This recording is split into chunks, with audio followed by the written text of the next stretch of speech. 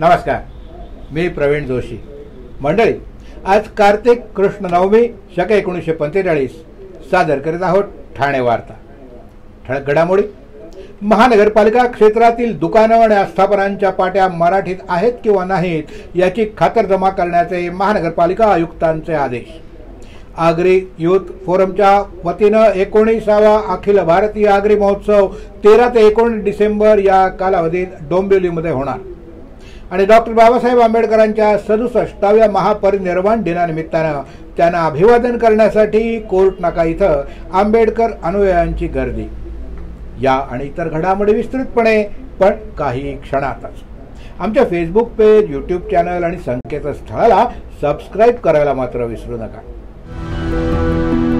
मैं घर घर जाके काम करती हूँ. मेरे हस्बैंड ऐसी बेलदारी मजदूरी करते हैं. पहले मैं टीके लगवाती थी, फिर ऐसा हुआ कि हम लोग काम करते थे, हमारा काम डाउन होने लगा. फिर हम गांव चले गए. फिर गांव से आए तो हम दोनों काम में बिजी हो गए. एनम दीदी हमारे एक दिन घर आई. उन्होंने कहा कि मुझे कार्ड दिखाओ. फिर उन्होंने देखा, उसमें कुछ टीके छूटे पड़े. आस पड़ोस में जितने भी बच्चे हैं उनके घर पर गए. उनकी मम्मी पापा से बोले जो जो बच्चे छूट गए हों वो बच्चे अपना टीका लगवा लें. अब हम लोग सारी लेडीज मिलकर बच्चों का टीका लगवा के आए. हम तो भूल गए थे कि हमारे बच्चे का टीका नहीं लगा, लेकिन सरकार ने भूली, हमारे दरवाजे पर आए और टीका लगाया. मिशन इंद्रधनुष.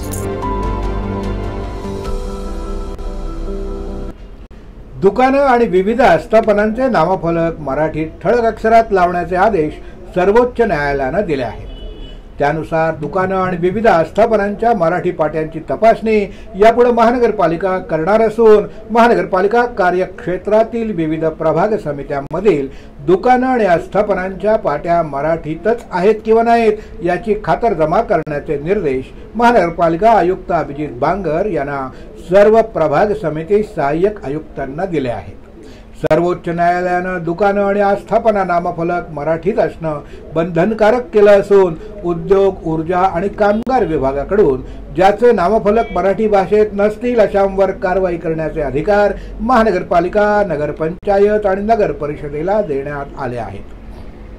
ठाणे महानगरपालिका कार्यक्षेत्रात असलेल्या प्रत्येक आस्थापनेचा नामफलक देवनागरी लिपीतील म्हणजेच मराठी भाषेमध्ये निश्चित केलेल्या आकारापेक्षा लहान असणार नाहीत अशा प्रकारे लावणं बंधनकारक आहे. तसंच प्रत्येक आस्थापनेचा नामफलक देवनागरी मराठी भाषेतील जरी असला तरी त्यावरील अक्षरलेखन हे नामफलकावर सुरुवातीलाच मराठी भाषेत असणं देखील आवश्यक आहे. तसंच मराठी भाषेतील अक्षरांचा टंक म्हणजेच फॉन्ट हा इतर कोणत्याही भाषेतील अक्षरांच्या टंक आकारापेक्षा लहान असणार नाही याची संबंधित सहाय्यक आयुक्तांनी कार्यवाही करताना खबरदारी घ्यायची आहे, असं देखील आयुक्त अभिजित बांगर यांनी नमूद केलं. महानगरपालिका क्षेत्रातील सर्व दुकान मालक आणि आस्थापनाने अधिनियमांचं पालन करून नामफलक मराठी देवनागरी लिपीत करून घेऊन महापालिकेला सहकार्य करावं असं आवाहन महानगरपालिका आयुक्त अभिजित बांगर यांनी केलं आहे. व्यंगत्वावर मात करीत आपल्यातील कलागुण सादर करून विशेष मुलांनी उपस्थित रसिकांना देखील त्यांच्या तालावर ठेका धरायला लावला. निमित्त होतं ते 3 डिसेंबर या जागतिक दिव्यांग दिनाचं. ठाणे महानगरपालिका, आदित्य प्रतिष्ठान ठाणे यांच्या संयुक्त विद्यमानं डॉक्टर काशीनाथ घाणेकर नाट्यगृह इथं दिव्यांग दिनाचं आयोजन करण्यात आलं होतं.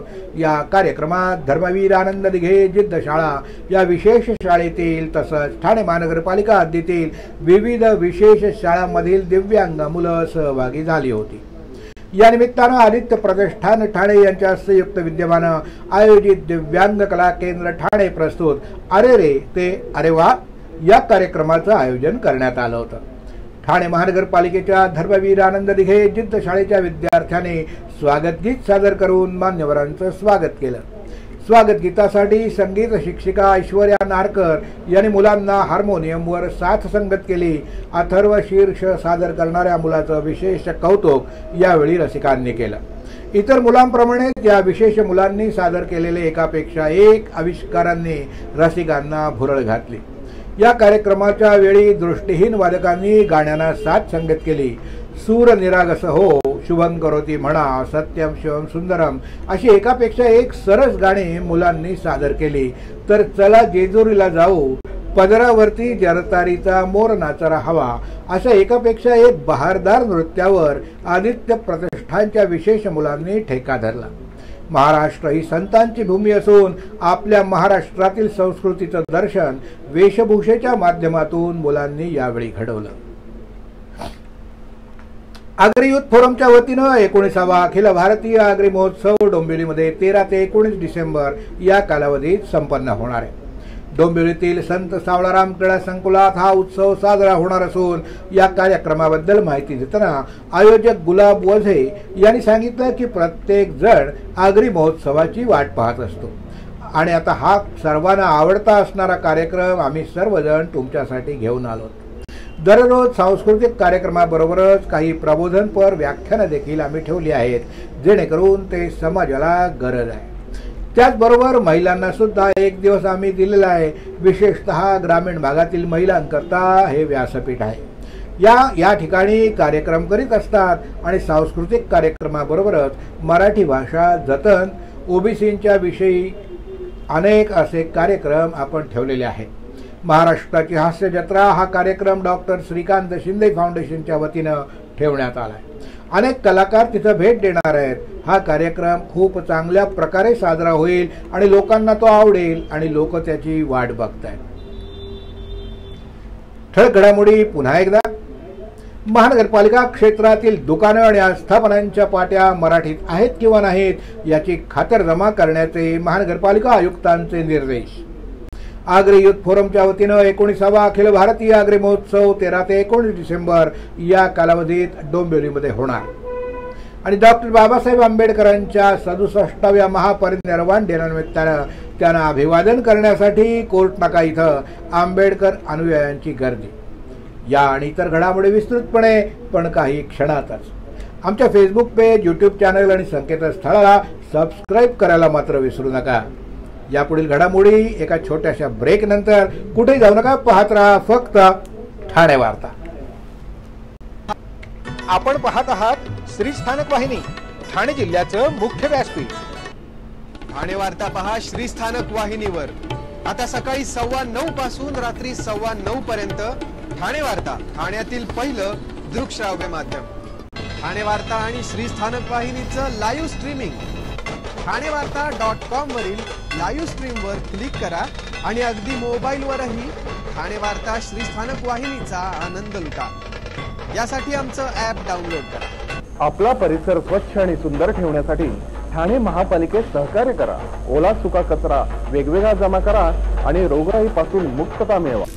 डॉक्टर आणि रुग्णांचं पिढ्यानपिढ्यांचं जिव्हाळ्याचं नातं म्हणजेच डॉक्टर बेडेकर हॉस्पिटल. आता अत्याधुनिक सोयी सुविधा आणि तंत्रज्ञान युक्त वंध्यत्व निवारण केंद्रात IVF आणि टेस्ट ट्यूब बेबीची ही सुविधा. डॉक्टर बेडेकर हॉस्पिटल, महर्षी कर्वेपथ, ठाणे. 65 वर्षांची निरंतर सेवा. ठाणे वार्ता पहा श्री स्थानक वाहिनीवर. आता सकाळी 9:15 पासून रात्री 9:15 पर्यंत ठाणे वार्ता, ठाण्यातील पहिलं दृकश्राव्य माध्यम. आपण पाहत आहात श्री स्थानक वाहिनी, ठाणे जिल्ह्याचं मुख्य व्यासपीठ. सायकल मोहिमांना जनसामान्यांमध्ये पोहोचवण्यासाठी हिंदयान फाउंडेशन तर्फे देशभरात विविध ठिकाणी 10 फेब्रुवारी ते 3 मार्च या काळात वेगवेगळ्या सायकल मोहिमांचं आयोजन करण्यात आलंय. त्यापैकी ठाणे ते मुंबई अशी सायकल मोहीम 17 फेब्रुवारी रोजी होणार असून त्याच दिवशी ठाणे महानगरपालिकेच्या सहकार्यानं शाळातील विद्यार्थ्यांसाठी 5 किलोमीटर अंतराची सायकल मोहीम देखील आयोजित करण्यात येणार आहे. या मोहिमांची माहिती देण्यासाठी महानगरपालिका मुख्यालयात पत्रकार परिषदेचं आयोजन करण्यात आलं होतं. एक भारत श्रेष्ठ भारत या उपक्रमांतर्गत केंद्रीय युवक कल्याण आणि क्रीडा मंत्रालयातर्फे हिंदायन सायकल मोहिमांचा पुरस्कार करण्यात आलाय. गेल्या वर्षी झालेल्या मोहिमेत भारतीय लष्कर आणि नौदल यांच्या संघांनी देखील सहभाग घेतला होता. यंदा ही सायकल मोहीम दिल्ली, उत्तर प्रदेश, राजस्थान, गुजरात आणि महाराष्ट्र या राज्यातून नेली जाणार आहे. नवी दिल्ली, आग्रा, जयपूर, गांधीनगर, अहमदाबाद, ठाणे, मुंबई आणि पुणे या शहरातून ही मोहीम मार्गक्रमण करणार आहे, अशी माहिती हिंदायन फाउंडेशनचे समन्वयक विष्णुदास चापके यांनी दिली. सर्व व्यावसायिक सायकल स्वारांना विविध सायकल मोहिमांमध्ये सहभागी होण्यासाठी आवाहन करण्यात आलं असून दिल्ली ते आग्रा यमुना एक्सप्रेसवे वरून 220 किलोमीटर, मुंबई ते पुणे जुना हायवे आणि 100 किलोमीटरच्या प्रत्येकी 3 शर्यतीत व्यावसायिक सायकलपटू सहभागी होऊ शकतील। तसंच इतरांना ठाणे ते मुंबई, वांद्रे, वरळी, सागरी सेतू मार्गे, मुंबई ते वाशी, लोणावळा ते पुणे आणि अहमदाबाद ते गांधीनगर या सायकल मोहिमा आहेत।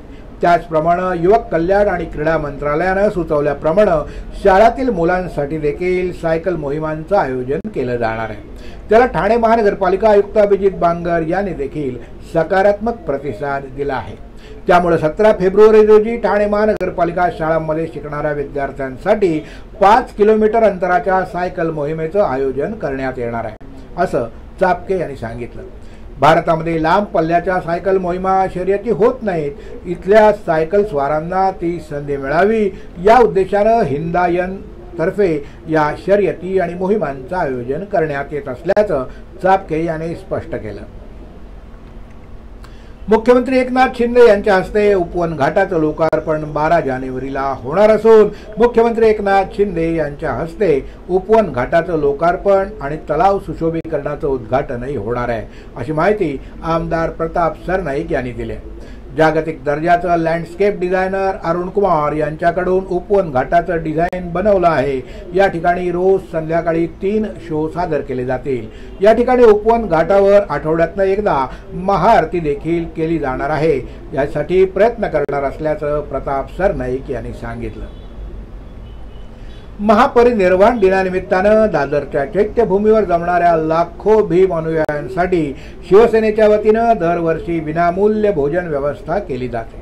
मुख्यमंत्री एकनाथ शिंदे यांनी या ठिकाणी करण्यात आलेल्या सोयींचा आढावा घेतला।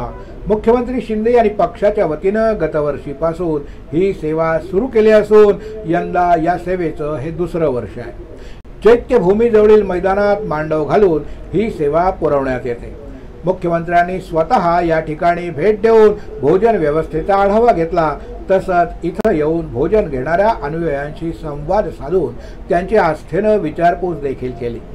दादर शिवाजी पार्क इथल्या सभागृहात महापरिनिर्वाण दिनानिमित्तानं देशभरातून येणाऱ्या बौद्ध भिक्षूंची निवासाची सोय करण्यात येते। या ठिकाणी देखील शिंदे यांनी भेट देऊन डॉक्टर बाबासाहेब आंबेडकर यांच्या पुतळ्याला अभिवादन केलं आणि त्यांच्यासाठी करण्यात आलेल्या सोयीसुविधांचा आढावा घेतला। भारतीय घटनेचे शिल्पकार डॉक्टर बाबासाहेब आंबेडकरांचा 67वा महापरिनिर्वाण दिन आंबेडकर अनुयायांनी धीर गंभीर वातावरणात साजरा केला। या निमित्तानं ठाण्यात विविध कार्यक्रमांचं आयोजन करण्यात आलं होतं। दादरच्या चैत्यभूमीवर दर्शन घेण्यासाठी मोठ्या संख्येनं आंबेडकरांचे अनुयायी गेले होते। चैत्यभूमीवर आंबेडकर अनुयायांचा जनसागर लोटला होता। ठाणे शहरात विविध ठिकाणी असलेल्या डॉक्टर आंबेडकरांच्या पुतळ्याला या अनुयायांनी पुष्पहार अर्पण करून मानवंदना दिली। कोर्ट नाका इथं बाबासाहेब आंबेडकरांच्या पुतळ्याला मध्यरात्रीपासूनच अभिवादन करण्यासाठी आंबेडकर अनुयायांनी गर्दी केली होती। अनेकांनी बाबासाहेबांच्या पुतळ्यासमोर मेणबत्त्या लावून बाबासाहेबांना अभिवादन केलं।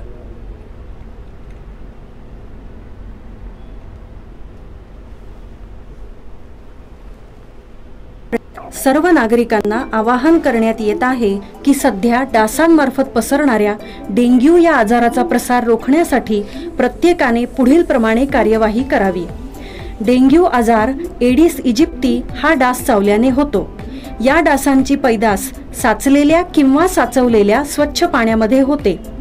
8 दिवसांपेक्षा जास्त दिवस पाणी उघडे व साचून राहिल्यास त्यात डास अंडी घालतात। अंड्यांच्या अळ्या तयार होऊन पुढे डास तयार होतात। यासाठी आपल्या घरातील पाणी साठे उदाहरणार्थ बॅरल्स, पिंपे, टाक्या, हौद, रांजणे इत्यादी दर आठवड्याला रिकामे करून घासून पुसून कोरडे करून पुन्हा भरावे। 1 दिवस कोरडा दिवस म्हणून पाळावा। पाणी साठ्यांना घट्ट झाकणे बसवावीत किंवा जुनी साडी, चादर, धोतर यांनी बांधून झाकून ठेवावीत, म्हणजे डास त्यात जाऊन अंडी घालणार नाहीत। घराच्या गच्चीवर, आजूबाजूला, अंगणात कोठेही पाणी साचू देऊ नये। भंगार सामान उघड्यावर टाकू नये। उदाहरणार्थ टायर्स, प्लास्टिक सामान, कुंड्या, टाकाऊ वस्तू इत्यादी अशा सामानात पावसाचे पाणी साठून त्यात डेंग्यूच्या डासांची पैदास होते. घरातील कूलर्स, फ्रीजच्या पाठीमागील ट्रे हे देखील वेळोवेळी कोरडे करावेत. लक्षात ठेवा, नुसत्या फवारणीने डास घनता कमी होत नाही, तर त्यासाठी डास पैदास ठिकाणे नष्ट करणे ही आपल्या सर्वांची जबाबदारी आहे. कोणताही ताप अंगावर न काढता जवळच्या शासकीय रुग्णालयात मोफत औषधोपचार घ्या. अशा प्रकारे नागरिकांनी सहकार्य केल्यास डेंग्यूचा प्रसार रोखणे सहज शक्य आहे.